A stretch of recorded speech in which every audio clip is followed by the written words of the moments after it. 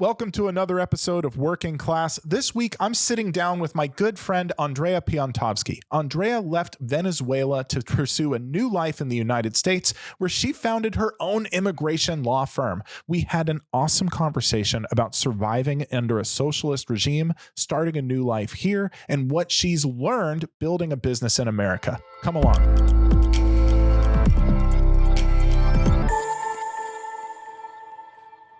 All right, we're on? Okay, perfect. Andrea, when you're done taking your notes. The first guest to take notes on this show, everybody. This is a working class first. She came with a pen and a notepad. She's taking notes. I don't want to forget your name. Thank you. All right. Well, hey, Andrea, thank you so much for coming on to the show. My friend, it is so good to see you again. I'm especially happy to have you here because of the kind of work you do for people. You're an immigration lawyer. You help people realize the American dream, and you yourself are an immigrant. So what's fun about our practices is we both kind of have experience in the kind of cases we help each other with and that we help our clients with. I mean, I know what it's like to be a minimum wage employee and to go through abuse in the workplace. And you know what it's like to be an immigrant for sure, in this country.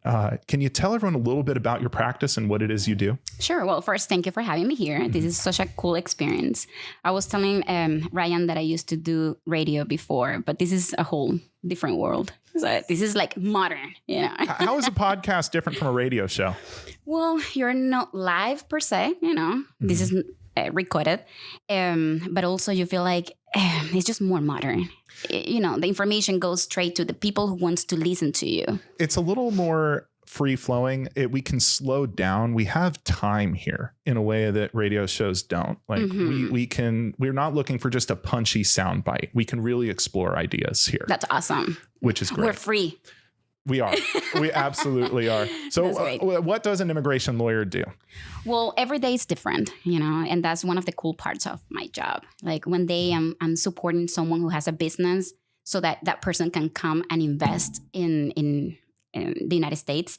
And another day I'm representing someone who is about to become a citizen, a U.S. citizen.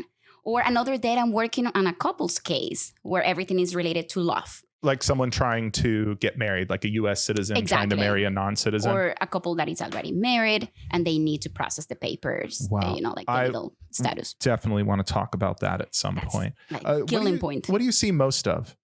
What are the kind of cases you normally see? Well, the majority of my cases usually are involved to relationships. I came to the United States with a K-1 visa, which is a fiancé visa. The K-1 is a fiancé visa? Is this anything like what people might see on 90 Day Fiancé? Yeah, it's very similar. I mean, the behind story, it's the visa. So how does that work? You only have 90 days to come here and get married.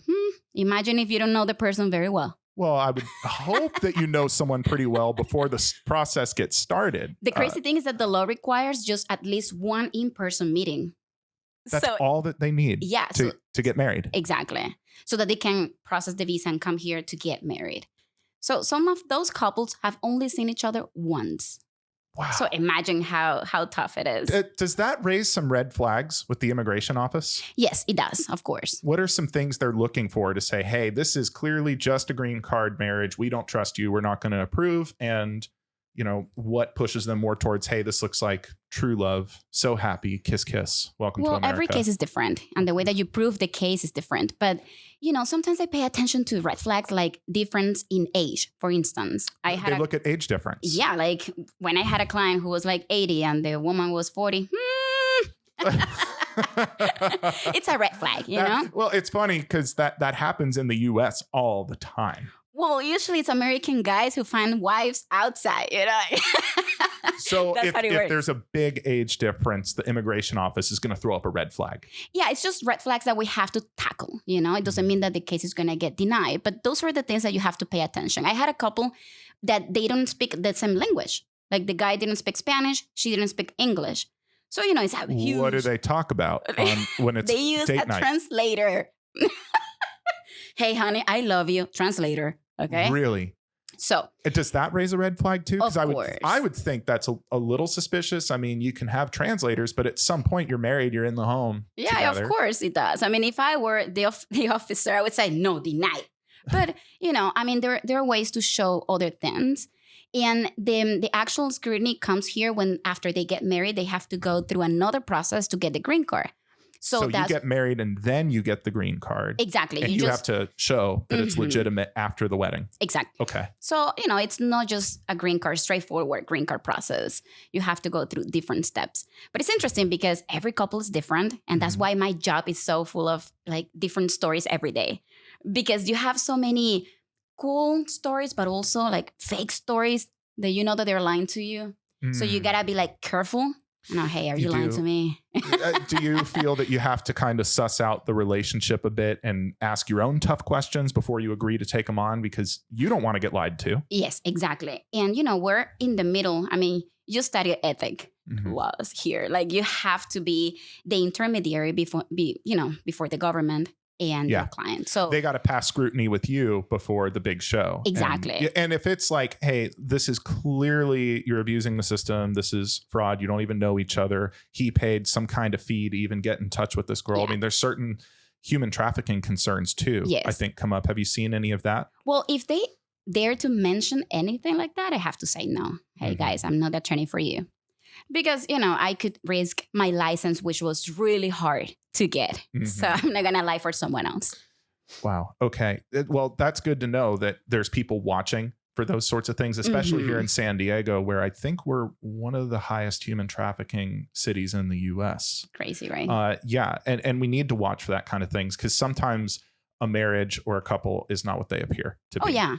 And sometimes people assume that because you're Latina or you have the same race, you're going to support them. So sometimes they lose it and they ask me questions that are inappropriate in the sense of, okay, what if, why don't you just create a story for us?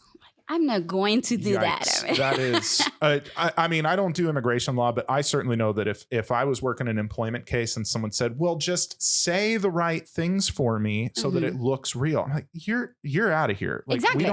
We don't go to court and lie on public records. Exactly. First of all, you're going to get your butt kicked out there. And then I'm going to get sanctioned like crazy. So no, we're not doing that. Yeah. But. And in my cases, most of my cases are like super cool stories. So it's easy for me to go with them and believe in what they're saying, believe in their stories. So the job flows differently. Because there is true love. Exactly. So and love knows no borders, right? Love has no borders. How do some of these people meet, these international couples? Well, different ways, but of course, dating apps has been a prominent way to meet people. I did not realize that. So people on Hinge, Tinder, what have you, they're meeting across the border? Well, there is I'm not sure what's the name of the app, but there is an app for Americans to find Latinas or Latinos. Really? So yeah, like I have a lot of consultations from Americans. They have girlfriends in Colombia, Venezuela, Brazil. And yes, that's my face too. Like, it raises some concerns because look, if you're just like, hey, I'm an American and I just love South American culture, I love Colombia, I love Venezuela, and I love people from there, and you're just looking for someone who completes you, or makes you feel that's fantastic. I do worry about immigration fraud, and not necessarily for, I don't want anyone abusing the government or lying to the government, but there's real risk to the person who comes here from their home country if it's not a legitimate marriage. Do you know what some of those risks might be? Yeah, the risk is for both. Like I had a consultation recently where the guy was in love with this person. I mean, but they had never met. But, once you talk to someone every day and you develop that relationship and you feel like, okay, well, I want to help you because that person over there in Venezuela was trying to make him see that, like, hey, I need money or I need this. I need to get out of here. Otherwise, I'm going to get killed. Wow. We know the reality in Venezuela is harsh, but I also know my people. So, you are Venezuelan. For those who don't know. Exactly. Yeah. I'm Venezuelan. So, it's not that I don't trust my people. It's just a common sense fact. You just have to meet that person first before you even try to process any petition. So the guy was he appreciated that I was very honest, because if I was a greedy attorney, I just want the money, just hire me. That's it. But that's not my style. And thank God it's not, because there are not even attorneys. There is a lot of fraud in our state in California, and there are non-lawyers, people who are not attorneys, and they hold themselves out as, hey, if you pay me a fee, I know the inside, wink, wink. I know the system that lawyers don't want you to know, and I'll take care of you. And what happens to that money? it vanishes and then people are stranded here with no legal status. That's one of the saddest things I've seen. It is. And, for Latinos, notarios are attorneys. Mhm. So there is a lot of misconception about that, because when they come here, they have notarios, public notaries who are cheaper than attorneys. Mhm. And they feel like, okay, well, that's my attorney who's going to take care of my case. But they're not licensed attorneys here.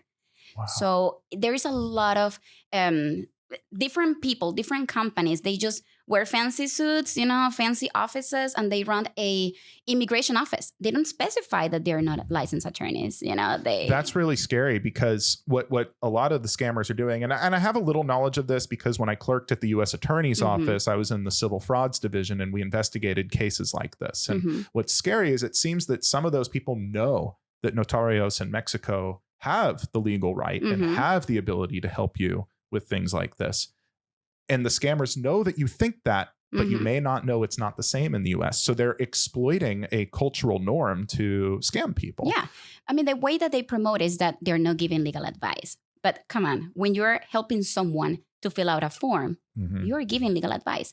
From something simple as what I'm going to write here, like what's the history of your addresses? Something that simple could be the reason why you get the case denied.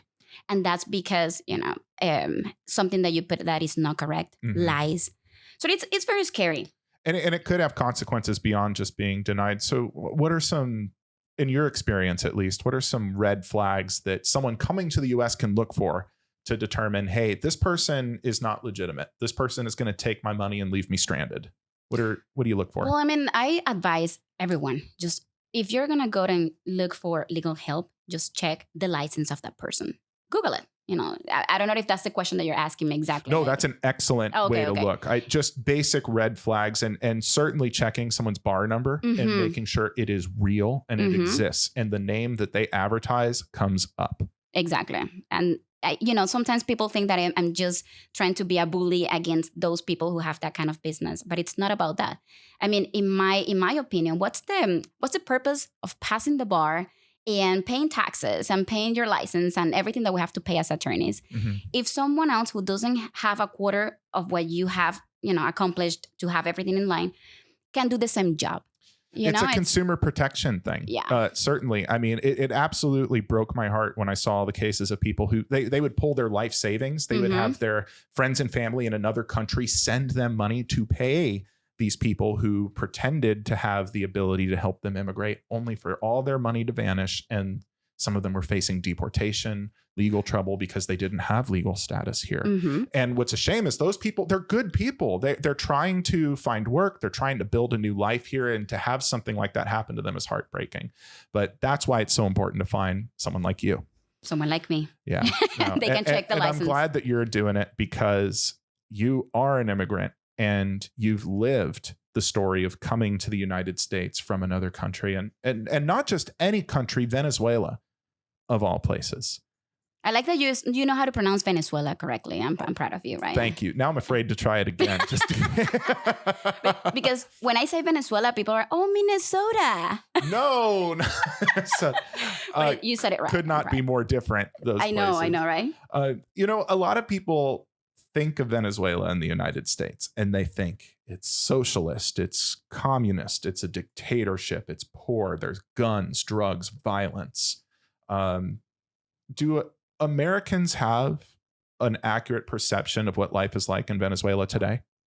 Well, not all Americans though, because I'm surprised. Some people tell me or defend socialism, and of course, I'm 100% against socialism. Like it's in my blood right now. I'm against socialism because when you have lived in socialism, you know the reality. It's not how they portrayed, the ideology. Because the ideology sounds amazing when you read it. Yeah. But when you lived in socialism is when you realize, I think this is not working. So yes, many Americans know the reality.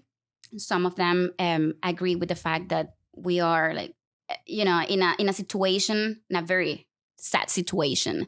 Because in 1999, yeah, that was the correct year, Chavez won the elections, and we voted for him. Hugo Chavez? Hugo Chavez, yeah. Hugo Chavez. So, the majority of Venezuelans voted for him because he was different. He had charisma. He talked about being poor is bad, being poor is actually like the blame of the rich, So you have to hate the rich people because he came in, he was very bombastic. People got fired up in his speeches, and he said, hey, the enemy is over here, and I'm going to help you beat the enemy. And he sounds like a couple of politicians that we might see in media today. But what happened after that? I mean, we have a populist. He changed the constitution and the laws. Oh, so, that's the first thing dictators do. They change the constitution so that they can get reelected forever. And that's what he did. So there was not cut off on the times that he could get reelected. And we have been, it's 2023 today. And if he was alive, he would be in power. Absolutely. Well, Maduro is the bestie. The current Chavez leader. Bestie. Now, what's interesting about Venezuela is it was once one of the wealthiest countries in the world. We're still. And currently sits, I think, on more oil than, I'm probably messing this up, but more oil than many Middle Eastern countries. I mean, their oil reserves are massive. So it has the resources to build a wonderful quality of life for its people. Mm-hmm. Why is that not happening? Administration.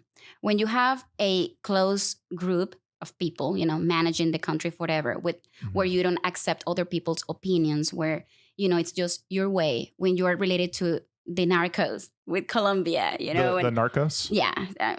Just trafficking drugs, because we're in a good spot. Venezuela is located on the north of South America, next to Colombia. So, for the trafficking, it's very convenient. So there is proof that the government is related to that. Do you want to know what's the minimum salary in Venezuela now? The legal minimum? Or the legal minimum? What is the legal minimum? $5 a month. So imagine. $5 US? Yeah. But everything is dollarized right now on the black market.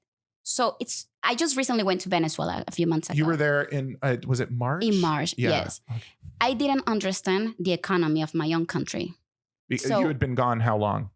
10 years. So a 10-year gap. Mm-hmm. And you came back probably thinking, I know my way around. I know what bread is supposed to cost. I'm from Venezuela, so I should know. But you found the economy made no sense to you? It didn't.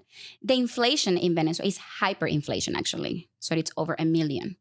So imagine how bad it is to live there. So, of course, the people started creating a parallel market with dollars. A what market? Like when you go there, you buy in dollars. Everything is dollarized. Okay. But people don't make money in that currency. They're make bolívares. What is the currency in Bolívares. In bolívares? Mm-hmm. Okay, so you get paid in bolívares, and let's say you're paid, I don't know how many tens of thousands or millions of bolívares, but it only comes out to about $5 US a month? Yes. Why is the money not worth anything?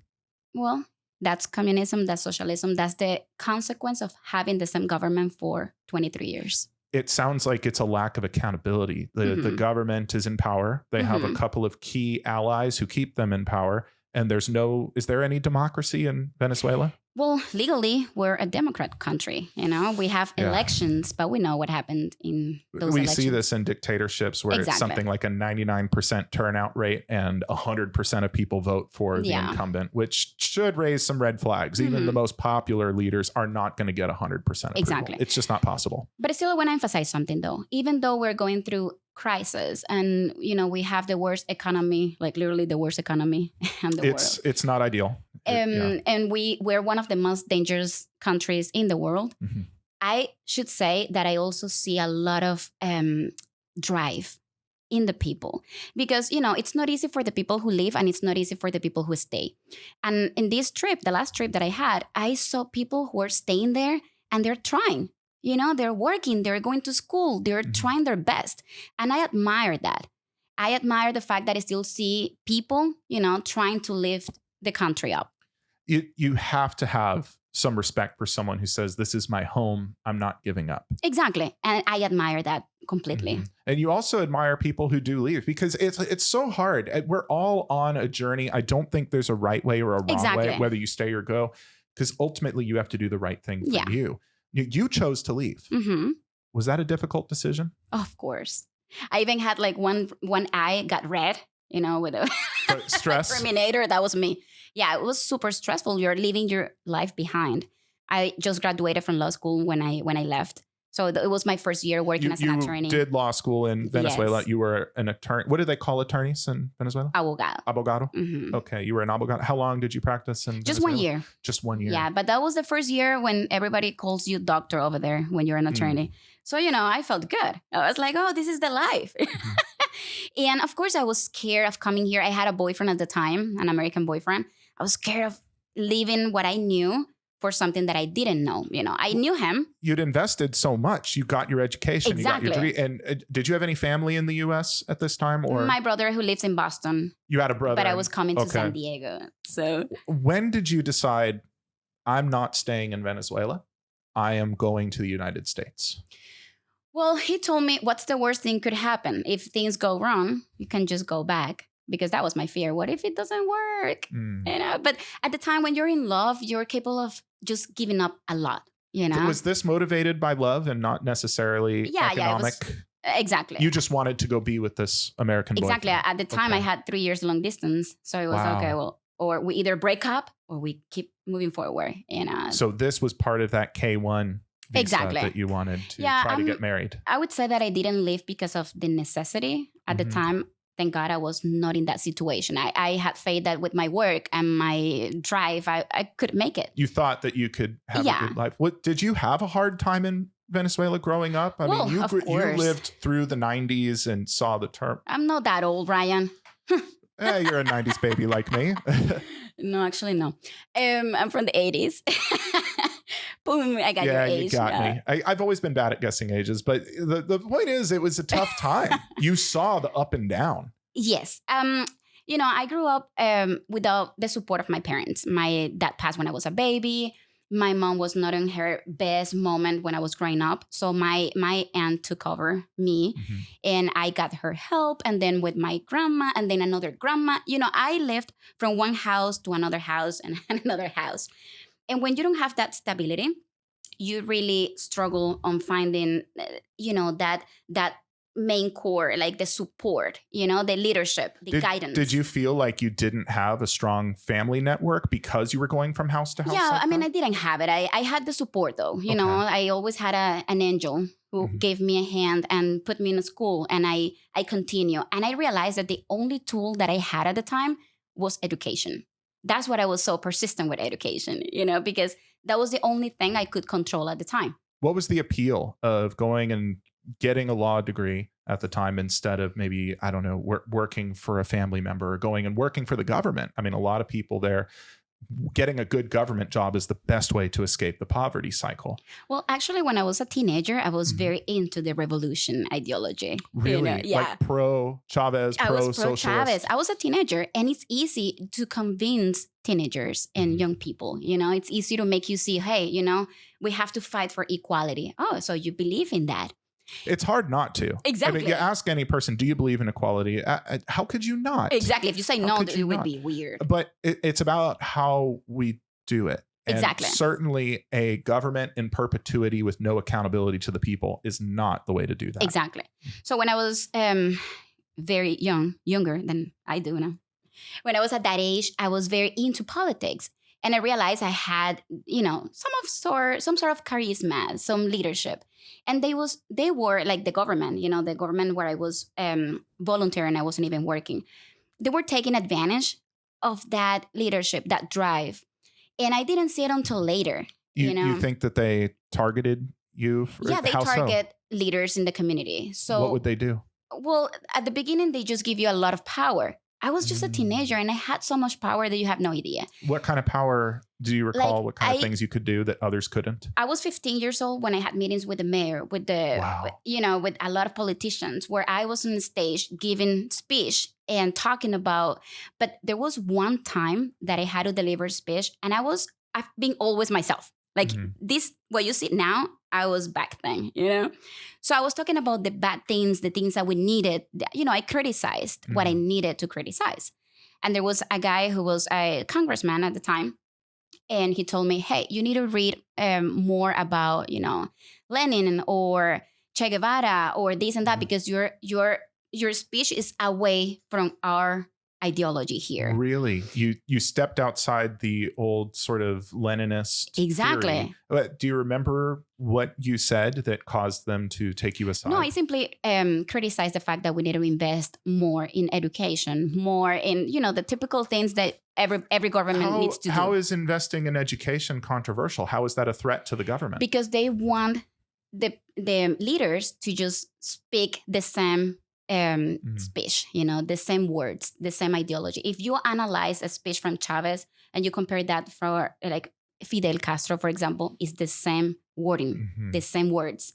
So they want the same, and they want to have those people in school, which is the next generation, to have the same, the same approach. They're teaching you kind of the policy points of the current regime. Exactly. And that sounds like, and please correct me if I'm wrong, that sounds like it certainly stifles progress, because even if you come in with this ideology and you're saying we are a socialist nation, to each their need and to all their ability, we want everyone to contribute and live their dream and be safe. That sounds lovely when you say it, but you cannot have this impenetrable circle of elites controlling it. It is. And anything that threatens their hold is going to be shut down.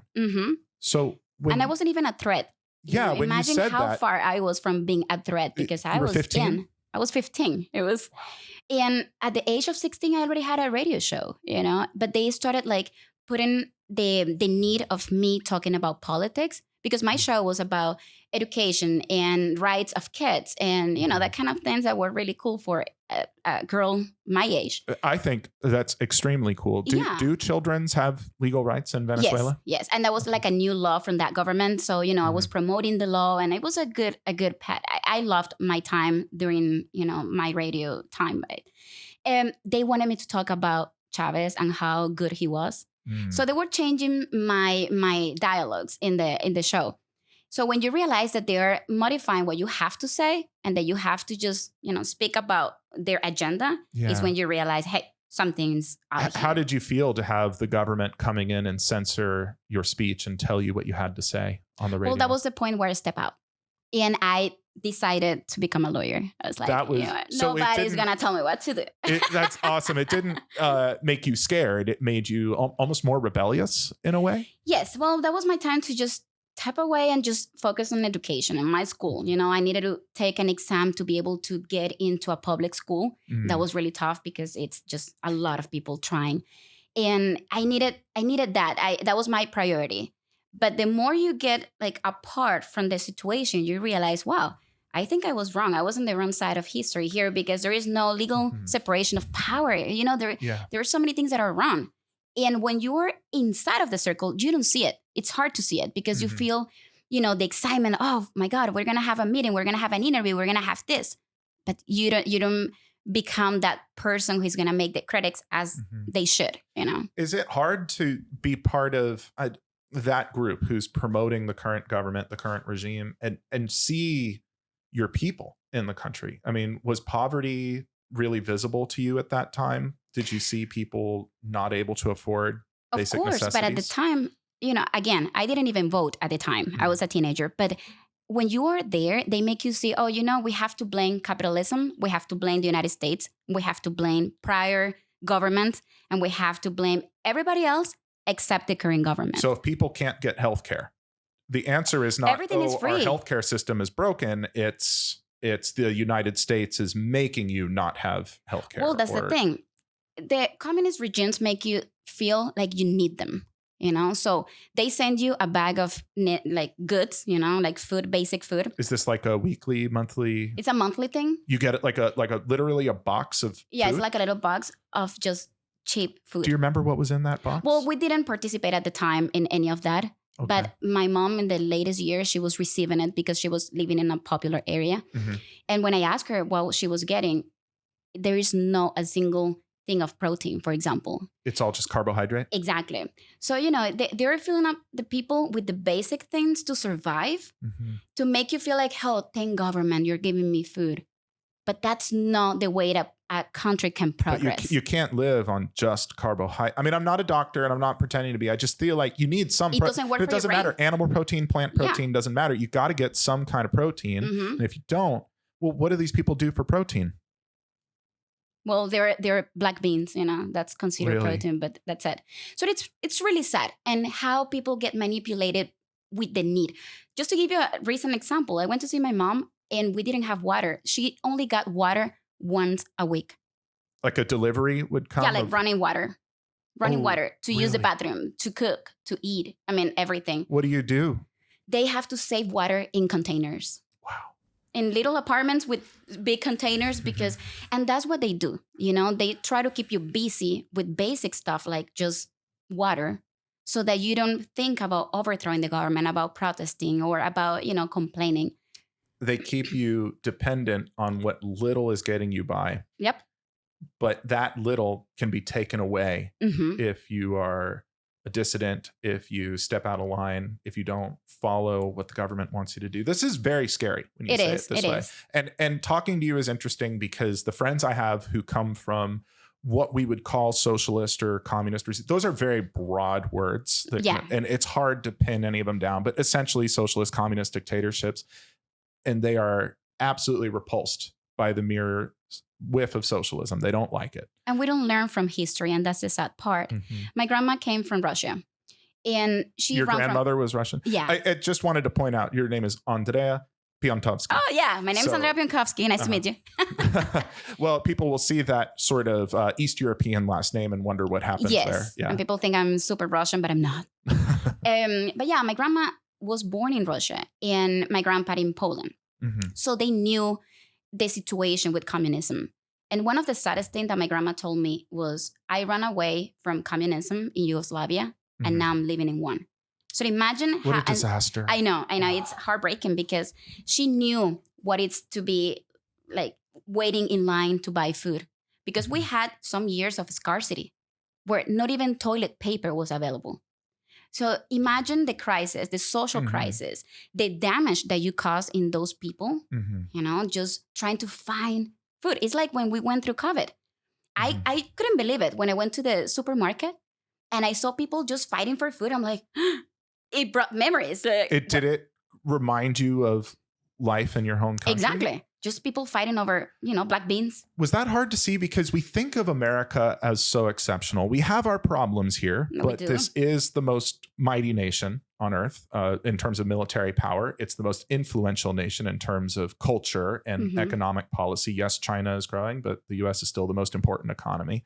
And we grow up in this country with our own version of propaganda. I'd say we grow up saluting the flag and believing that our nation is exceptional and it's the best place to live in the world. And I think what happened in those early months of COVID was there was this shock to our system where we realized that we were perhaps more vulnerable than we thought we were. What was your takeaway being someone who actually grew up in a socialist country and seeing how we responded to COVID?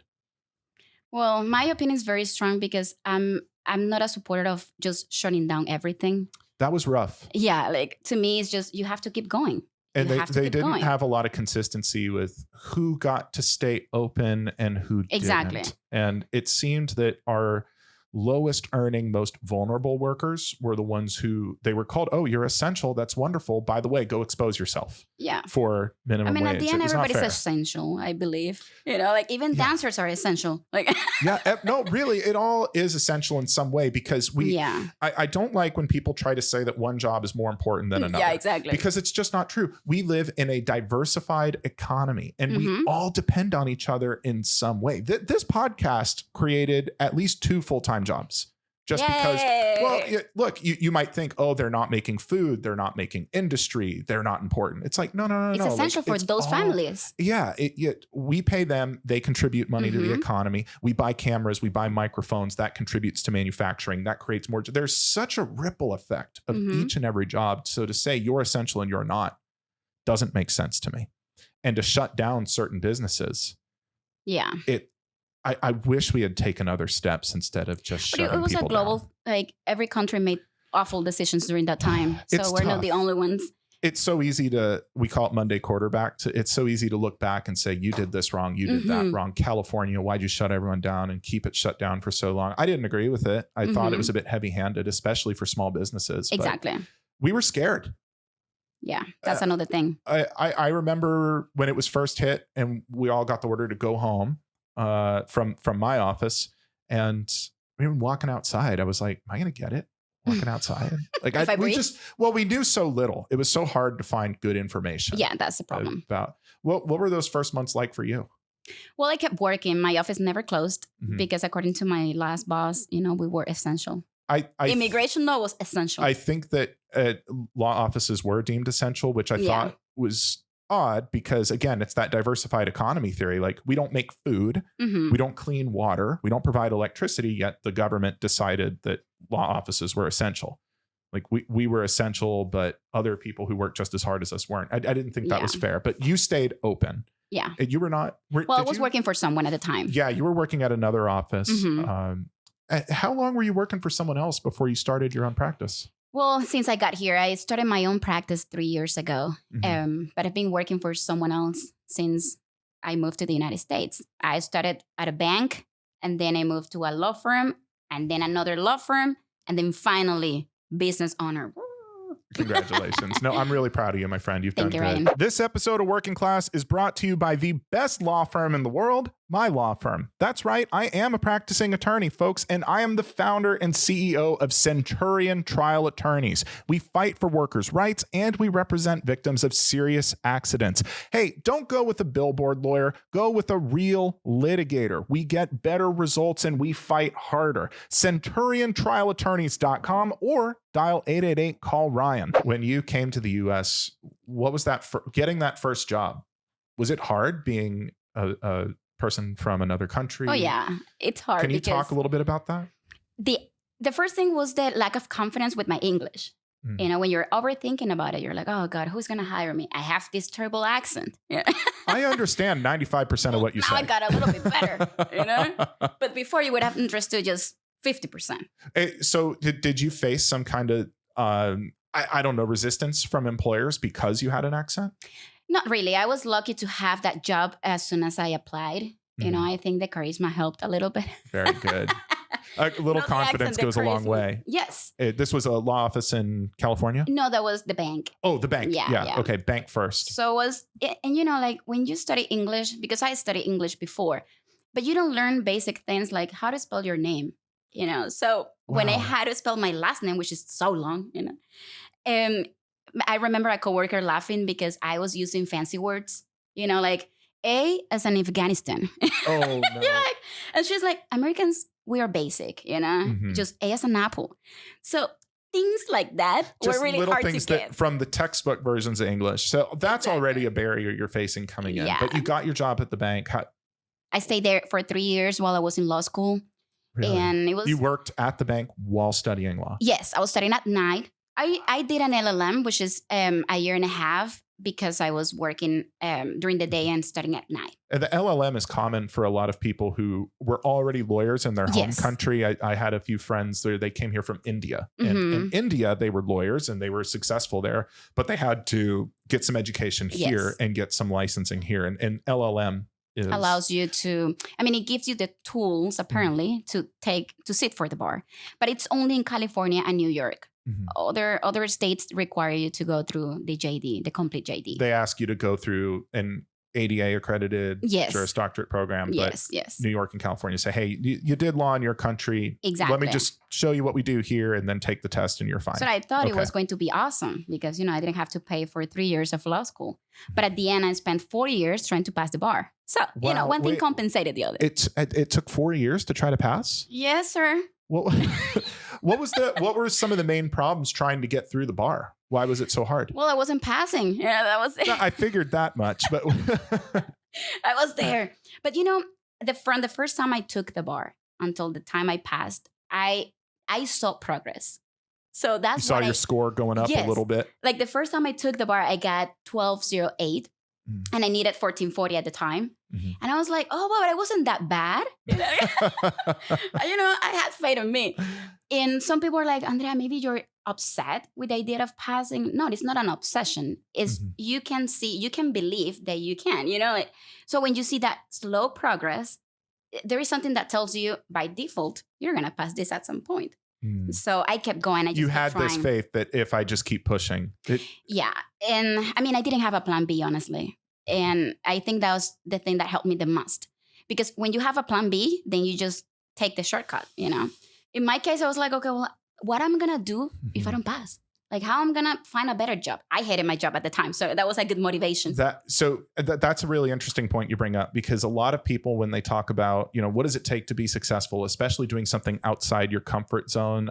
This is a little bit dramatic, but from Sun Tzu's Art of War, he says, put your army on death ground. Have you heard this theory before? Yeah. The death ground theory. And the idea is you put your army in a position where success or death are your only options. Now, that's very dramatic for our purposes here. Those weren't the opportunities you were facing. We're not going to kill anyone. Yeah, but it is important to put yourself in a position where it's not too easy to give up on your dream. You don't make it too easy to give up, because what happens is once you face a little bit of resistance, it's too easy to go back to your comfort zone.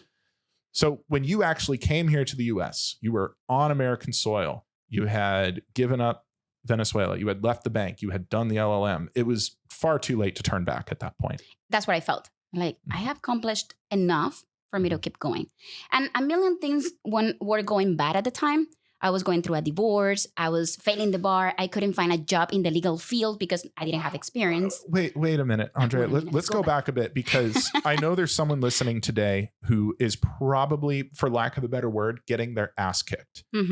Maybe they're going through a divorce too. They're out of money. Credit cards maxed out. Job prospects are shit. They probably feel hopeless, and they have every right to feel hopeless. Can you tell us a little bit about that point in your life where you were getting the divorce, you were failing the bar? Tell us a little bit. What year was this, and what was going on? I cried a lot. I laugh easily, but I cry easily as well. But I'm the type who just cry one day, and the day after, I'm on my heels, and let's just get in power and keep going.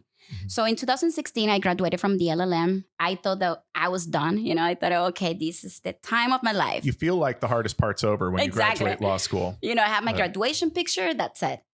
But then I took the bar for the first time, and I realized I was facing a monster that needed a lot of skills and a lot of work from my part. Did you know you didn't pass right after you had taken it? Did you walk out feeling like, a part of you wants to have faith. Maybe a miracle, but I knew I needed more. And at the time I had a lot of fears with my language. When English is not your first language, you compare yourself to others, and you're like, okay, well, Ryan might be smarter than me because he knows English. I can assure you that simply knowing English does not make me smarter than anybody. That's what I thought at the time. Yeah. Every American, every red-haired guy, every blonde guy was smarter in my head. Well, it feels like, and correct me if I'm wrong, does it seem like they're almost inside of a little club that you're trying to get into? Like, these guys, English was their first language. They're more comfortable with it. They all kind of look a certain way that get, Exactly. So I needed to learn a lot of things. Better than anyone here, the process, the way that you guys write in English is different from Spanish. So we have a lot of rules, and we ignore all of them. Exactly. Yeah. So when you have to write an essay in law school, you have to do the IRAC, like start with an issue and then a rule and then the analysis. We don't write like that in Venezuela. Really? In Venezuela, if you want to pass, you just talk a lot. So you just give a story and start talking about history and then incorporate more details. In fairness, I've seen that strategy work at trial. But it does not necessarily work for the bar exam. For the bar, yeah, it doesn't work. So, I had to learn how to type faster because we don't take those classes to type. You had to learn to type in a second language on top. I know I had a native English speaker friend who typed like that on the bar. I'm not going to say who. He knows who he is, but I remember he was doing the two fingers. And so part of his bar prep was he downloaded a game. And what the game was is spaceships would come to you on the computer, and you had to type little words to shoot the spaceships. And they got more and more and more as you went on in the game. So you had to type faster and faster. Well, you see, you have to try things that help you improve. And I was scared. I was scared of the exam, and when you have that, when your mind is blocked, you don't progress. Because in my mind, I was like, this is too hard. I don't think I can memorize so much materials. I don't think I can argue the way that someone else can do it. I have all those fears. Yeah. So I was confident. I had all the drive. I was the first one going to the library, the last one closing the library. I used to go to Starbucks, free advertisement here. But I used to go to the one that closes at 12 so that I could leave my work and go there. So I tried my best to accommodate the study process, but I knew it was hard for me to get there. There's really no way around it. Exactly. For anyone trying to do the bar exam, and really any kind of exam for a professional license, but especially the bar, if there's absolutely no way around it, if there was a shortcut, someone would be selling it for a fortune right now. You just got to put in 10, 12 hours a day. That's the only way that works. But it's so hard because even in the best of circumstances, it's a very tough test, especially the California bar is extremely hard. Most people who take it do not pass. Not the first time, at least. No, I feel better. If you stick with it, you can pass. But the first time takers, it's a minority who pass.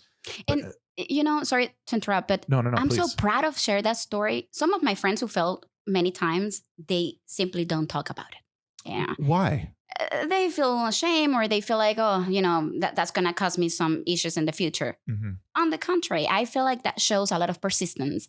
That shows, wow, she didn't give up, and for my type of business, that's my story. That's what I sell. I don't give up. Yeah, exactly. It might not be easy. Yeah, it might take time. It might take different strategies, but I always get there, So that was something that helped. And another thing that you asked me was, at the time, a lot of things were going bad.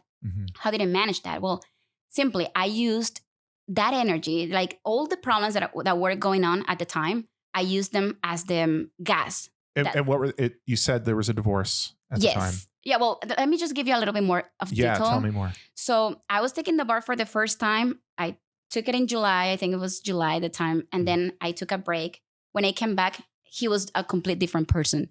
So there was your husband. Yeah, what changed? Ex-husband. He met someone, I guess. Well, wait. So you're studying for the bar. Yeah. For both of you, for the family. I thought I was, being miserable, so I didn't want him to be miserable too for the bar. But then I realized that he was too happy. Oh, no. That was extreme. So you're like, hey, this is really hard. I'm putting in 12 hours a day. Why are you smiling? That's that kind of... Why are you so happy? Why are you leaving, partying when you used to be? That's such a shame, because that's the point of your life where you really need support from your partner. I couldn't have gotten through the bar without Gabby. I mean, she gets a lot of credit for getting me through the first time. And that's what you're looking for. And I'm so sorry that didn't happen for you. Did you have to take a break from your studies? How did it affect you? Well, the results were coming out in November that year. And we already had the conversation that, he was not in love anymore. That was the only family I had here. He was my circle. He was I gravitated around him because he was the person who brought me here. So when you get to hear those words from someone that it's your best friend, it's like, oh God, what I'm going to do. But, I had my pride. So I didn't even ask questions. And I was like, okay, what do you want? A divorce? Okay. Wow. And I signed everything. I think you have to have your dignity and let it go, But that was not the only thing. It's not just the couple, the marriage. It's also the fact that you have to move. You have to find your way. It's a massive disruption in your life. Exactly. So I couldn't focus just on studying for the bar. Wow. And at the same time, something good happened though. I found my first job in a law firm. It was a terrible law firm, by the way, but it gave me the chance. It opened the door for that first legal job, and I was super happy. And, I knew that after that one, I could jump to a different one in the legal field. So you got a job at a law firm. This was after you had not passed the bar. It was actually that for the same day that I realized I didn't pass, that I got the results. I got the job offer. Yeah. Was it an offer for you to be an associate there, or? No, because I was just an assistant at the time. Yeah, sometimes they give you an offer and it's contingent on passing the bar. Okay, well, maybe they knew that I was not going to pass that fast. What was the actual job that they? It was legal assistant. I don't think. Yeah, they would at least say post-bar clerk if they. And they fired me because they wanted an attorney. Later, a few months later. Well, wait, you worked there for a while, didn't you? No, just a few months. But they needed someone with the license. And they knew that I was going to take time off for the bar. I was going to retake it in July.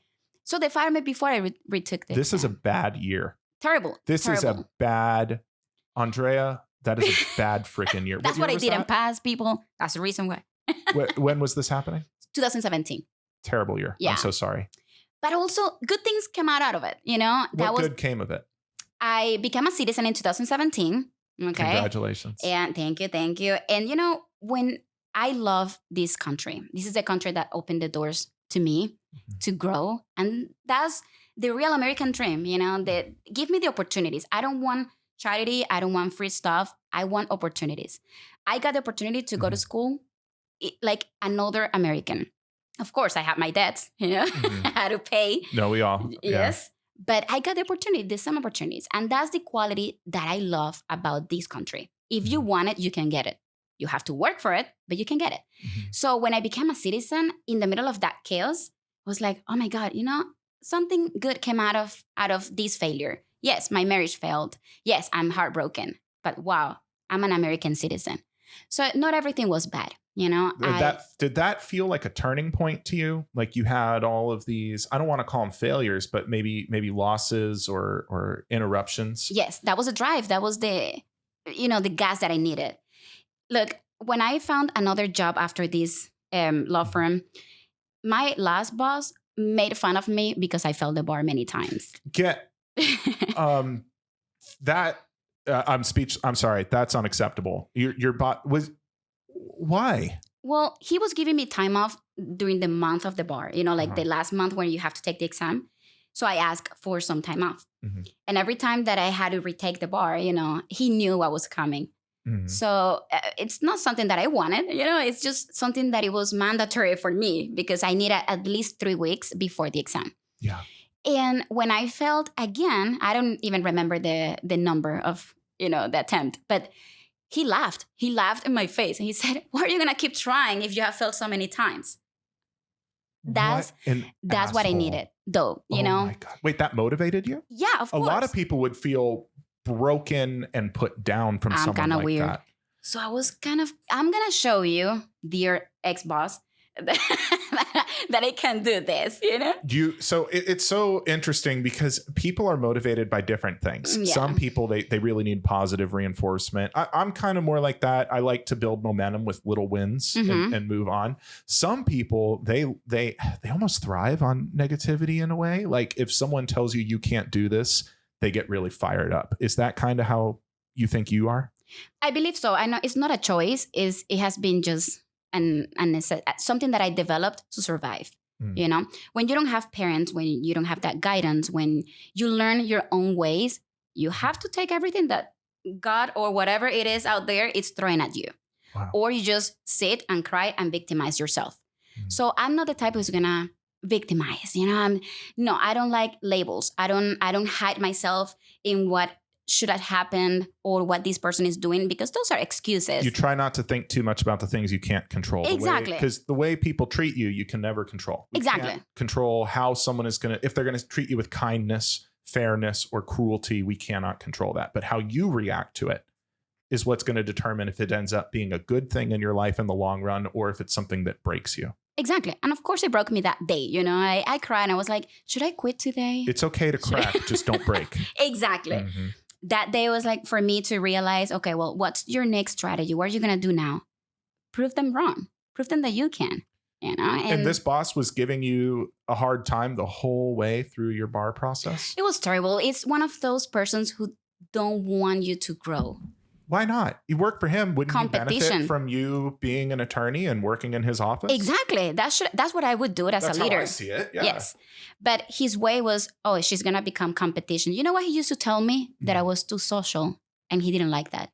Probably because he doesn't have great networking skills. Exactly. Laughing at people when they fail is not a good way to make friends. Something as simple as like me getting presents, during the holidays, like Christmas, Latinos tend to give a lot of little presents. I wasn't the attorney, but I was getting that attention from his clients and he hated it. But it's a matter of being being a leader, being professional, but also being kind, having a heart. And he didn't have that. That's the point of life, though. If you can't be kind and have friends and do nice things for each other and support each other, what's the point? I mean, yes, we're all here to try to get our basic needs met. We need our food. We need our water. We need shelter. We need medical care. But once you cover those things, what's the point of being here? I think it's relationships. It is. And I measure, like, for example, he told me once he got upset at me because I called him by his name. Like, he needed the title. What did you want you to call him? Attorney. Well, in Spanish, licenciado. I just want to point something out real quick. I call myself Attorney Ryan. That is just for social media. Just so there's no confusion of which Ryan you're talking to. But am I call you Ryan? You can call me Ryan. Oh, thank God. Okay. Anyone watching, you can call me Ryan. It's just fine. Yeah, that's true. So he was into the power structure of I am your boss and you're beneath me. That shows that you're not confident, that you are scared of something. And I always wonder why he's scared if he's a big shark. I'm just a little fish in the ocean. He's not a big shark. I know a lot of successful attorneys and mutual friends, you and I. They don't put people down like that. Exactly. Our mutual friends who are really crushing it out there, they freely give advice. They welcome us into their office and they build friends. I mean, I know 2 lawyers come to mind specifically where they do personal injury law. And when they found out my office was starting to do personal injury, they congratulated me. They offered me tips. They gave me, some insights on running that side of the business because they have an abundance mentality and they know that if we all work together, your network is what's going to make you strong, not isolating people and making them resent you. I think that's the fastest way to collapse yourself. That shows you that money or titles or numbers don't make you successful. I'm actually sad for that guy. That guy might be super miserable in the inside because he has made millions. He might be rich, but people don't love him as a person. And that's something that I learned from that experience. He showed me everything that I don't want to become, Really? So it's like, okay, well, followers matter because they show that you have the support of the social media, the community. Making money, it's good. I'm against socialism. So I'm working hard to make money. But people are not going to remember me for how much money I have in my account or how many followers I had. No. People are going to remember me for, look, she was kind. She was a good friend. She was a good sister. She did her job with passion. And that's how I want to be remembered. And that's what makes you successful? I would say so. Are you successful? Of course I am. I'm happy. So as long as I'm happy doing what I do, being what I am, that makes my day successful. And I think that's happiness. I agree. I think, there's practical things to consider here. I talk about getting basic needs met. I certainly believe that money does buy happiness and you need a certain amount to be happy. Now, exactly. And it's a tough fine line that I have trouble describing to people because we get it beat in our heads in America that money can't buy happiness, which I think is odd in a very capitalist country that we're teaching these things to kids, that money doesn't buy happiness when we don't have a strong social safety net here. We don't have paid leave. We don't have the best labor laws. I mean, we do what we can with what we have, but you do need a certain minimal amount. And once you hit that, though, it becomes a choice on whether you're going to live an enriching life or if you're just going to ruthlessly pursue more and more and more money at the expense of everything else. I think that quickly becomes an unhealthy way to live. Yes. The ambition is good to have, though. Ambition is fantastic. Yeah. It's what pushes you to do things and approach your goals. But when you try to step on people just to achieve those goals is when, you know that's something. And that's when no matter how much money you make, you're not going to be happy and you're going to be alone at the end. I think that's true. I think definitely focusing on things that matter. Now, I don't want to ignore people who might be listening. And these are the people who I really try to help with my content. Someone who's in that minimum wage, maybe sub minimum wage job. Maybe they came here from another country. Maybe they were born into extreme poverty. And it's so hard for those people because they get told all day long, don't ask for handouts. If you work hard, you're going to achieve your dreams. But that's just not true for a lot of people. If you're trapped in this sort of situation where I don't have a lot of friends and family to lean on, I don't have a good professional network, I'm not making good money, what advice would you give to that person? Go out there and keep making connections. I moved here not knowing anyone. I mean, I knew my then boyfriend, then husband, but I didn't have a connection. I didn't have a network of people. Not lawyers, at least. Well, I started from scratch. You know, I started with no contacts, with no, like, different from what I had in Venezuela, you know, where you know how to move around, where you know the system. Here, you have to learn everything from scratch. And I would say, yes, you can learn a lot of things and you can go to school and learn the language. But if you don't invest in network, you're not going to make it. I'm a big fan. One of my, you know, like idols as an immigrant is Arnold Schwarzenegger. And I recently saw his documentary. But the new one that came out this year? Yeah. How was it? It was really good. Yeah. I mean, some things are okay, but yeah. I saw a speech that he gave a long time ago about being not being self-made. And he mentioned something about having those people who supported them at the time to, you know, someone brought him a plate. Another one brought him chicken and protein and broccoli. You know, like he got the support of friends and people who were supporting his career. So everything that he became after, it's because he had that support, because no one can make it alone. So even if you're smart and you're talented and you have a lot of skills, you're not going to make it by yourself. You need the support. Not without a really good stroke of luck or without some kind of trust fund. You need to Exactly. It really, that I think those are the kind of people who crush it out there, are the ones who are like, look, I'm tired, I'm beat down, but God, you know what? I can be a good friend. I can be a good friend. I can do that. And it costs nothing to be a good friend. Exactly. A text message, a call, those things are free. And it sounds like you and I are in agreement that if you truly have nothing, that's the first thing you need to build. I mean, it's hard to put like a pyramid of priorities. It is, because every situation is unique. I feel so bad because I was in that position. I'll never forget how lonely I felt when I was digging holes and making no money. And I remember really thinking, why would anyone want to be friends with me? I'm not successful. Why would anyone want to be friends with me? I don't have any money. And I let that get into my mind, and it held me back for a long time. So if someone's listening today, I want them to know that really the kind of people you want in your life, they're going to love you just for being a good friend. And if that's not good enough for someone, then they're not part of the network that you're trying to build. And that's fine. Exactly. Criteria for your network needs to be strict. And it doesn't matter how much money you have or how successful you are or think you are. You have the right to control who is in your circle. And you have an obligation, I think, to keep people out of that circle who hold you down. If people are in your circle where you don't matter unless you go clubbing with them, you don't matter unless you go to the expensive restaurant, you don't matter unless you drive a Mercedes, those are not the people you want in your circle. I don't hang out with people like that. And that's not the kind of people you want. So who were your first friends when you came to the US, when you started building that network? Well, I've always been involved in different things. Like I started going to English classes. So I made some international friends. They're still my friends and clients, by the way. Wonderful. Yeah. I love that. It's crazy to see people who are, oh yeah, we study English together, and I'm the attorney. So just taking classes. Yeah, taking classes away, of course. I was teaching dancing classes at the time as well. So one friend here, one friend, you know, you just build that network little by little.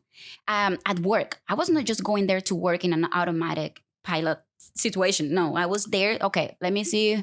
I can connect with you. You're fun. You can teach me this. I can teach you this. You know, you have to find those people in every aspect of your life. You took a fundamental rule of career building and turned it on its head. Oh, I didn't know that. No, you really did, because what I see so much, I do a lot of conferences, and what I see is people say, go to this job and you're looking for the next step. Like, what does your boss do? Can you do your boss's job? How do you leapfrog your boss? How do you leverage this? And that's all important, but you're leaving out something very important when you do that. And it's the network. Really. So you weren't going in thinking, hey, how do I get this guy's job? How do I get into that office? How do I get this raise? You were not thinking that. Not really. I was just learning from them. You were looking for allies. I'm building relationships. And even now I'm still friends of many of those people who work at the bank. You know, like it's crazy because you have to invest the time, you know, to maintain those relationships. But it's also genuine when you approach people in a genuine manner, you know, because you're open to have that friendship.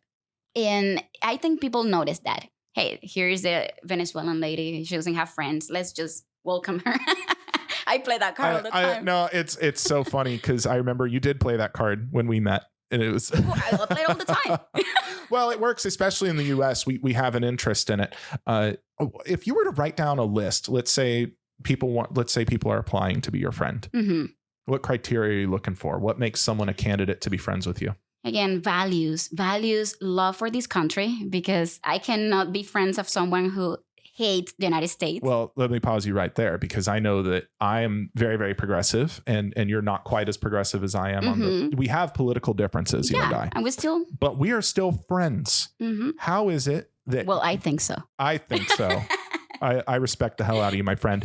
I mean, for those who are listening and follow me, they know I support a strong welfare state. I support fair, taxation for wealthy people, much lower taxes for, working class people.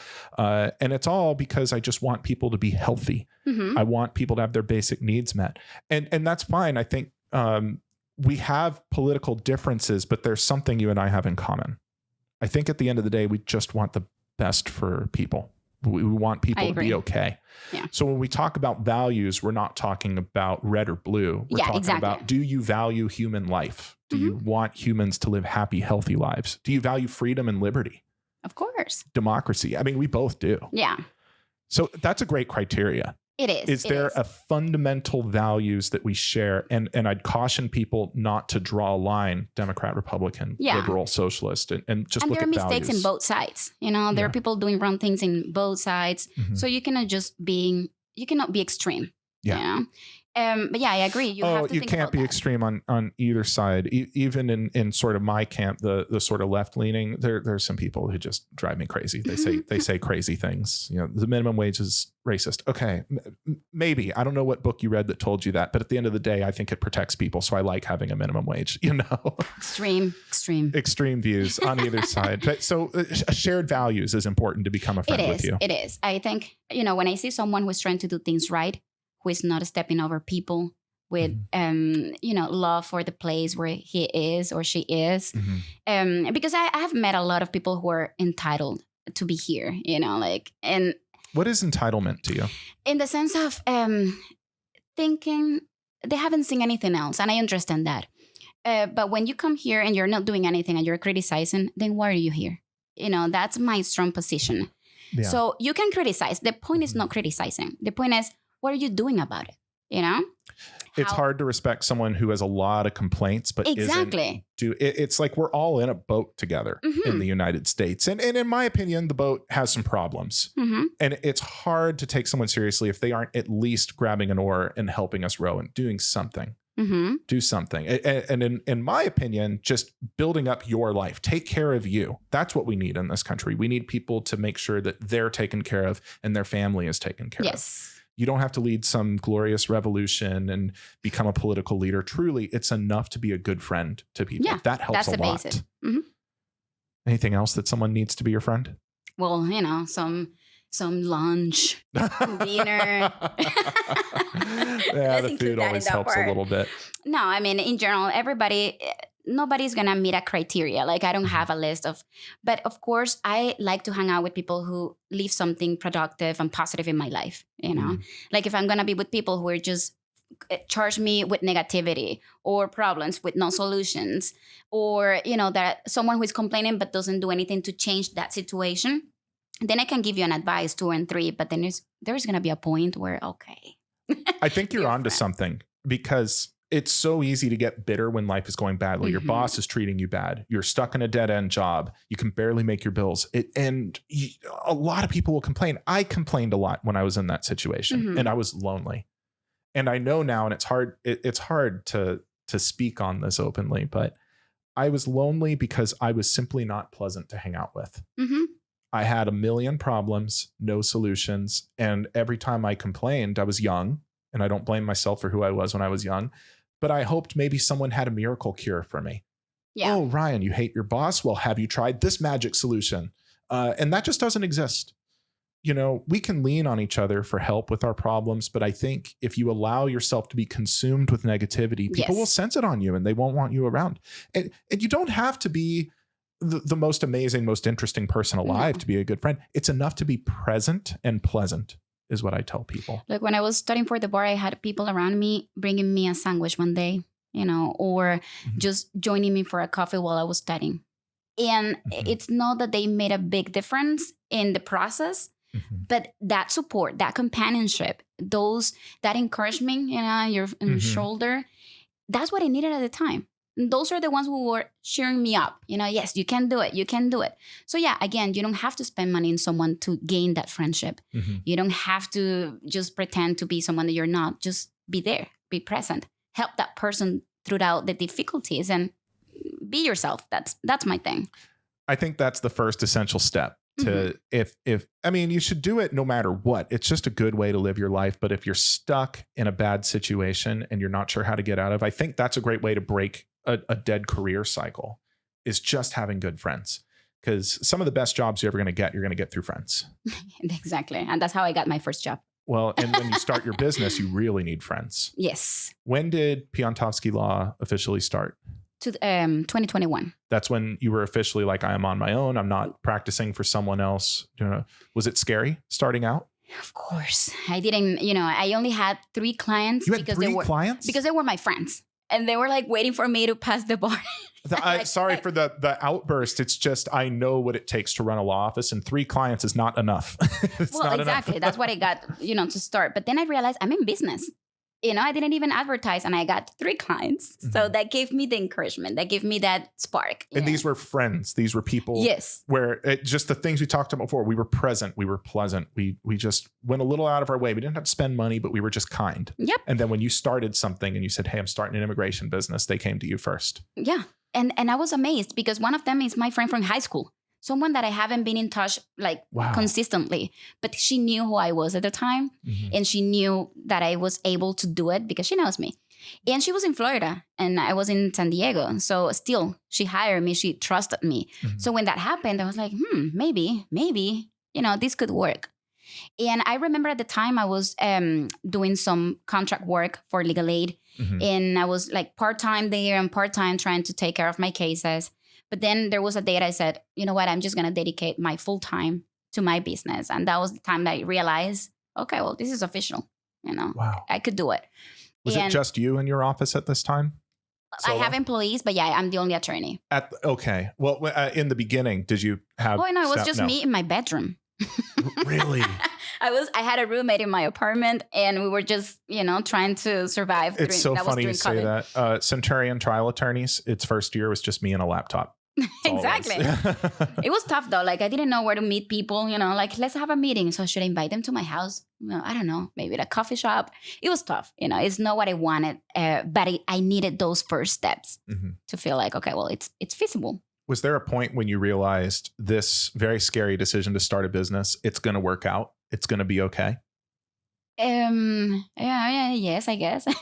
It's tough. I've asked that question of a few business owners because my practice is growing and doing very well. But I know from experience that it always feels like a fight. Every month there's a new problem.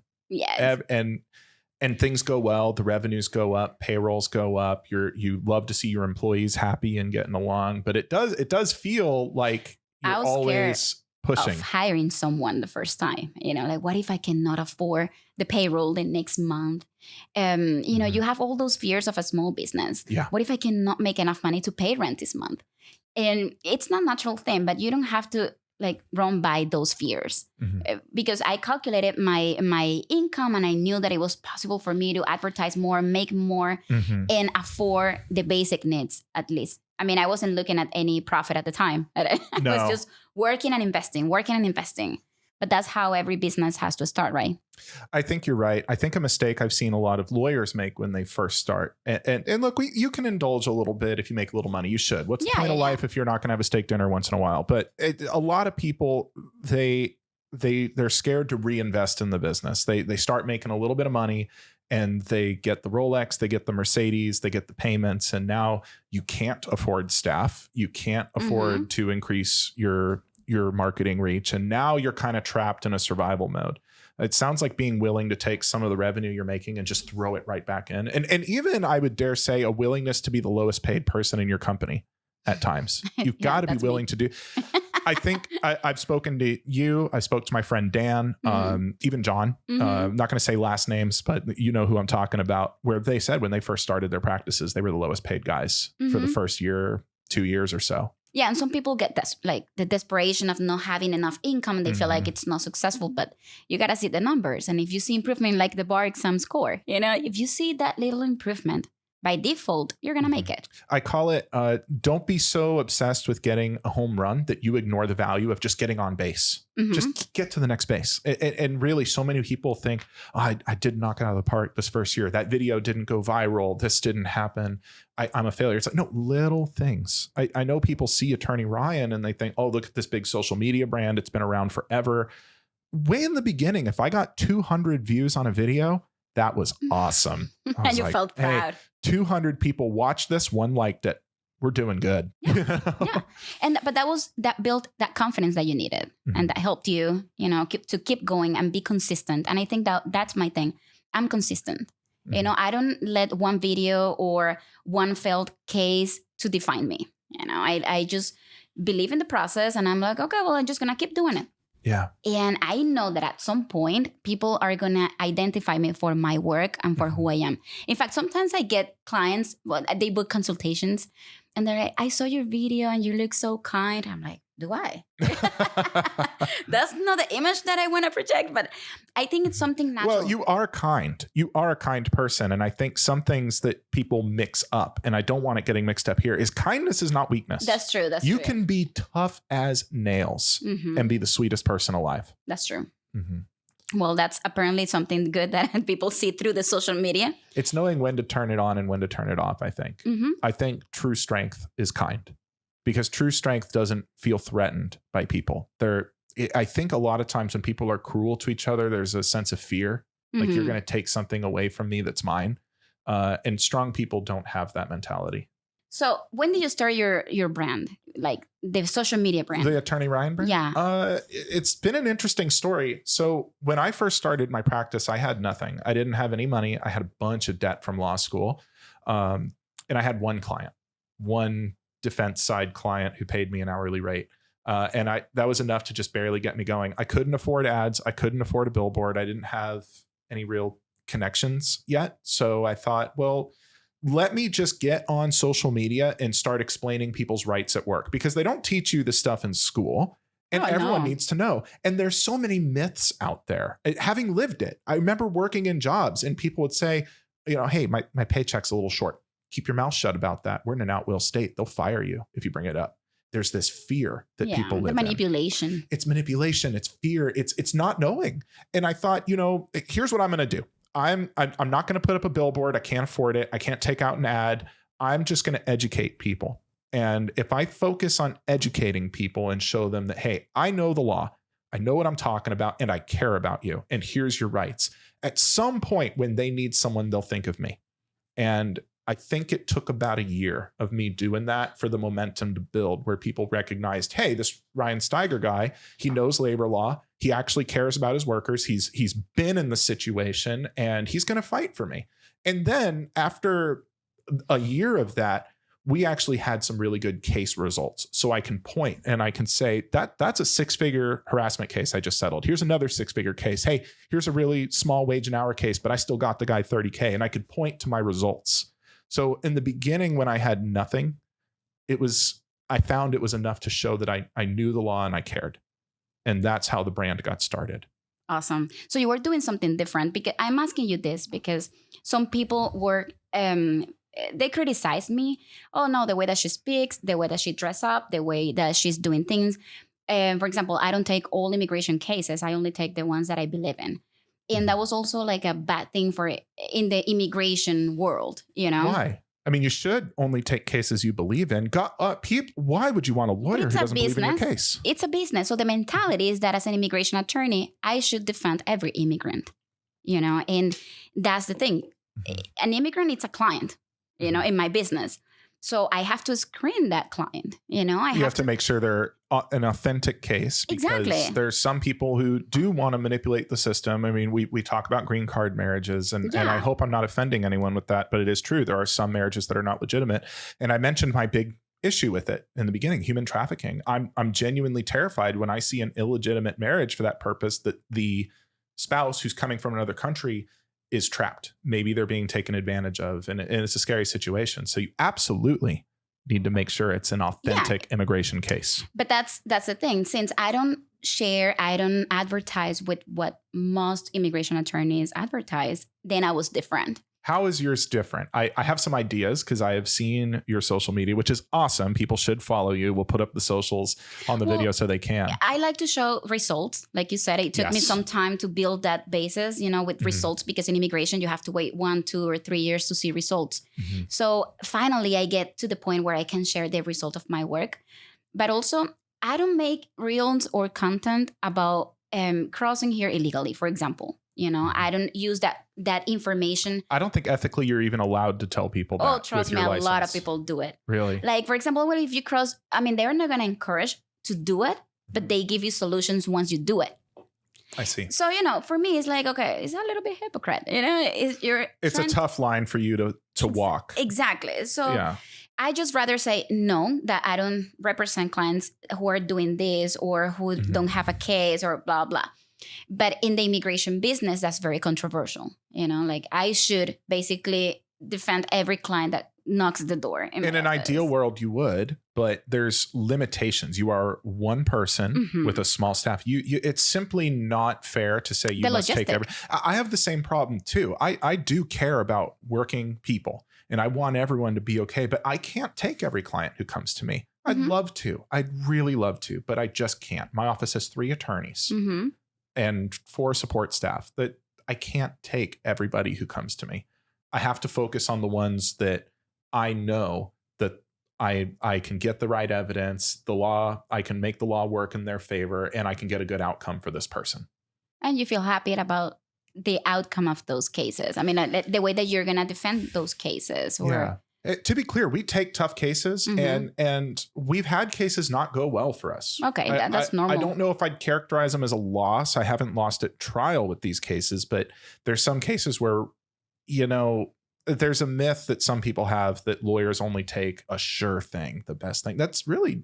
Oh, no. Some lawyers, sure. Why not? But we don't. We take tough cases and we've taken it on the chin a couple of times. We advance a complex legal theory and it doesn't quite go our way. Or the evidence comes out and maybe our client wasn't being totally honest about what happened. So, and the outcome is not something that you can control.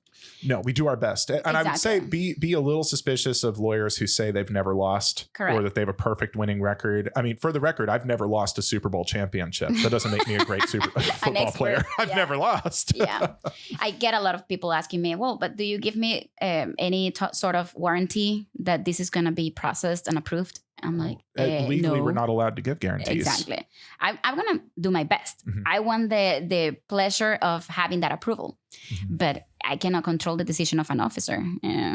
It's tough. I'm really glad you're talking about that now, because something I really wanted to get on the podcast today was just if you could give us some tips. Let's say someone's in Mexico, they're in Venezuela, and they want to come work in the United States. And they want to do it legally, because doing it legally is the best way to protect your income. If you're here undocumented, California does have protections for you. You can't be discriminated against because of your undocumented status, but you're in danger the whole time you're here. ICE can knock on your door. The authorities can come knock. It is harder, but it is safer to come here legally. So what are some options people have to come work here legally? Well, every case is different. And I could tell you that the law has hundreds of type of visas.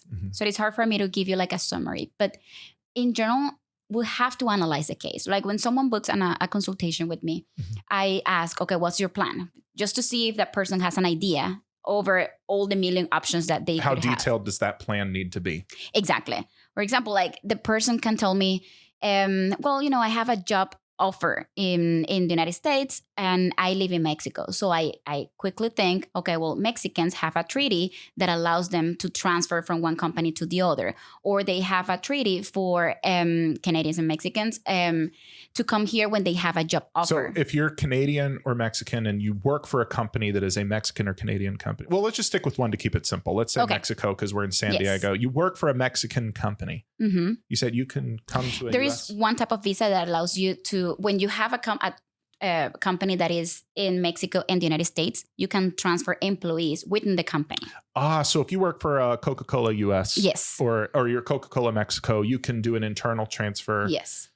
Is that hard to say, I work for Coca-Cola Mexico City and I'm going to go work for Coca-Cola Los Angeles? The company has all the paperwork that we need. So just to show that it's the same company, it's the same position, or maybe a different position, but they need that person in the branch, the American branch. That's if you're already in a company and maybe you request a promotion or a transfer. Exactly. Maybe they'll help you out. Might be hard. Work. Let's say you're starting fresh. You just got out of school in Mexico and you're looking for a new career and you want to come to the United States. Well, Mexicans have the TN visa option when you have a profession, when you have a career that is listed in that treaty. Oh, there's named professions. For example, engineers do it it's very common to see it in engineers.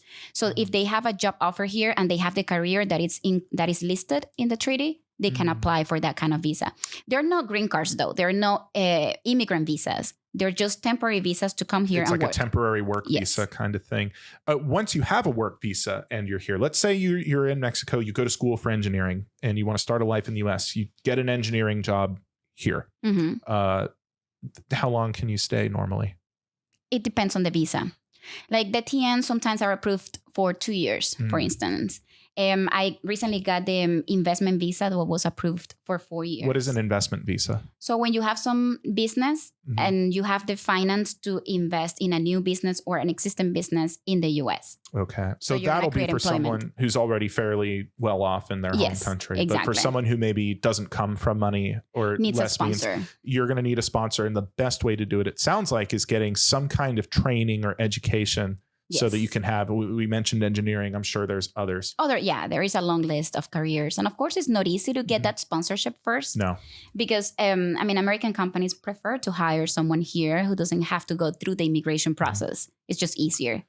Especially for small business. It's hard for small business to sponsor an immigrant. And that's a shame because I think a lot of small businesses miss out on a massive talent pool. I mean, we're here in the US complaining about how no one wants to work anymore. There's not enough jobs. These lazy Gen Z people want to work from home. I don't agree with any of that. I think it's silliness, but an obvious solution is this country's history, our centuries-long history as a nation, is that we welcome immigrants. We are the melting pot of the world. We want everyone, not the best and brightest. We want the poor. We want the huddled masses because all people have something to offer.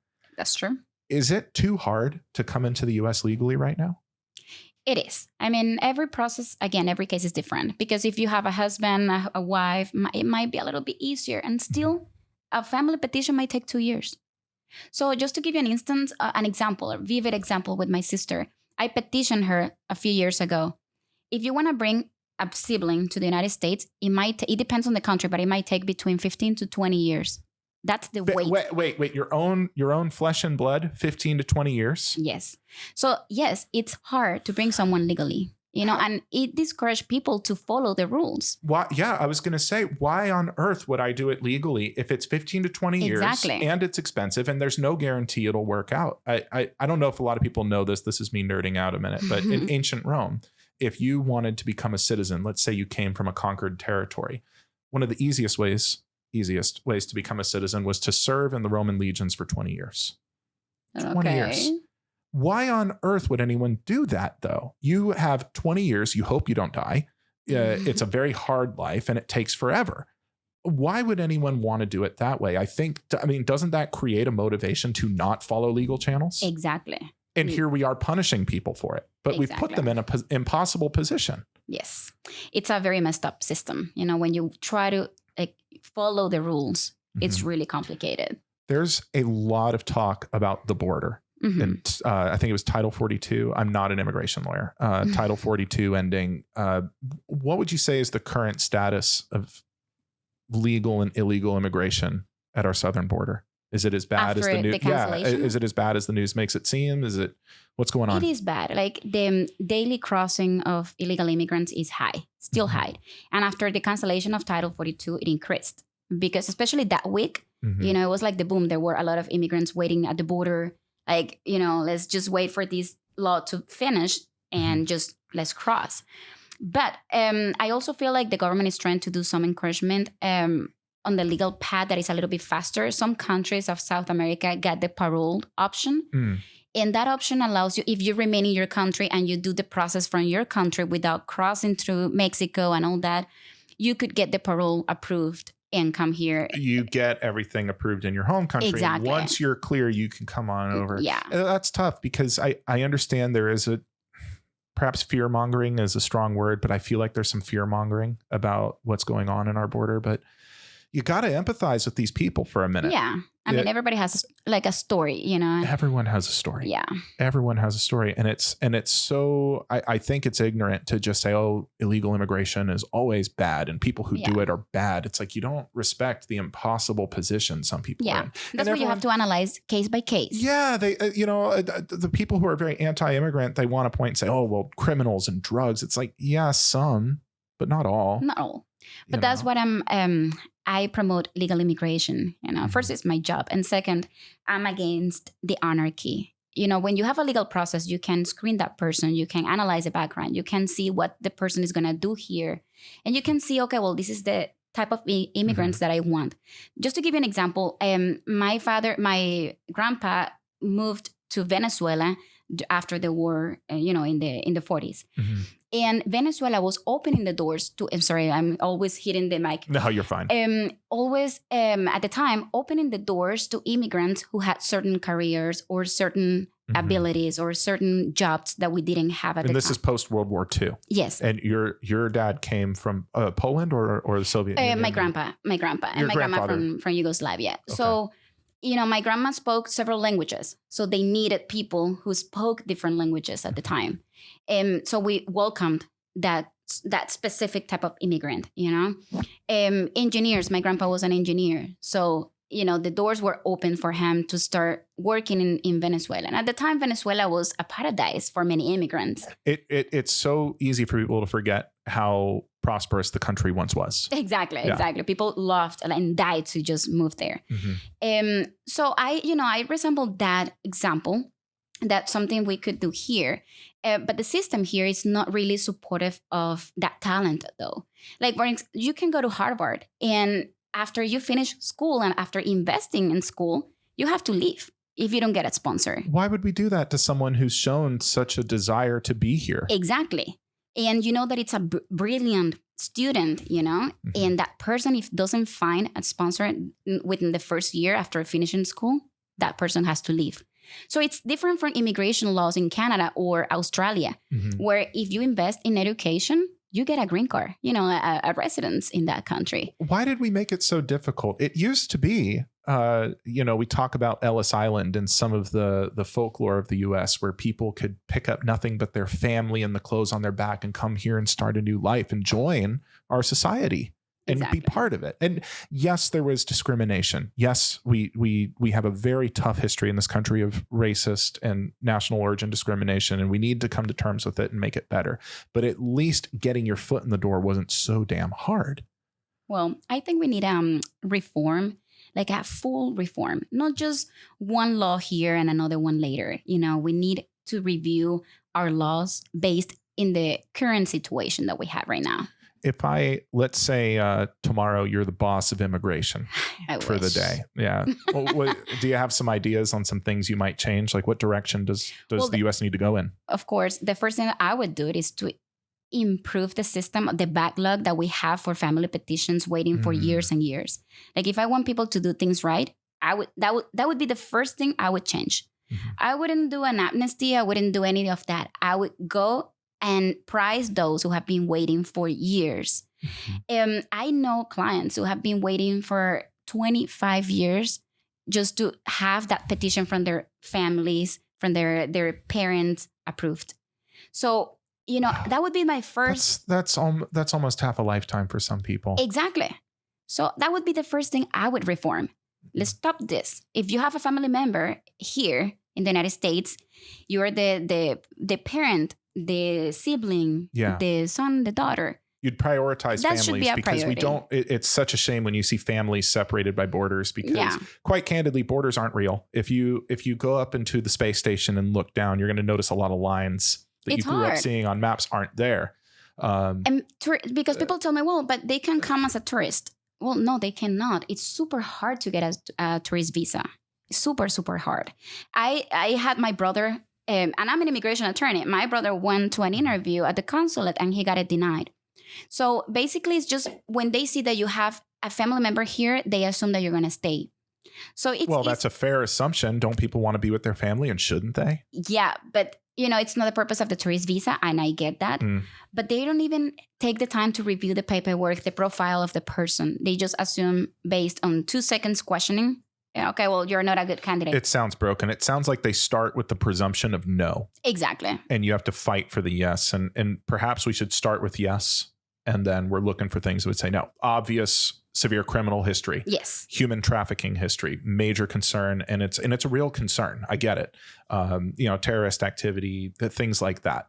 Absolutely no. Yeah. And we need protection. Most people are not like that. Yeah. Wow. I did want to ask, from someone who makes new Americans every day, what does the American dream mean to you? What is it? We talk about it so much, but we don't define it. Yeah. I would say just hard work pays off. And that's the American dream. When you hear stories of success from immigrants, it's like usually related to persistent hard work, commitment. Mm-hmm. And that's where you see the results. Like, we have a lot of immigrants who have become millionaires in this country. Mm-hmm. And it's because the system allows you to grow as much as you can. I always use that phrase of, the ceiling is not your no, there is a different way to say it. The sky is not the limit is your mind. Mm. And many immigrants feel like in here they can do it. Because in our countries, you have a ceiling, a mandatory ceiling, Yeah. So in Venezuela, you can have the same drive, the same commitment, the same determination. But when you have a minimum salary of $5, mm-hmm. it's really hard to get. But here, if you put the time, you put the sacrifice, the effort, mm-hmm. then it's possible that you're going to become that immigrant under the umbrella of the American dream. I think that's beautiful, because that is your story. And I have friends who are first generation Americans. Their families came here, and it's incredible what their parents went through to build a life here. Do you really think hard work pays off in the United States? Well, this is controversial, Ryan, because mm-hmm. you're a workers' right attorney.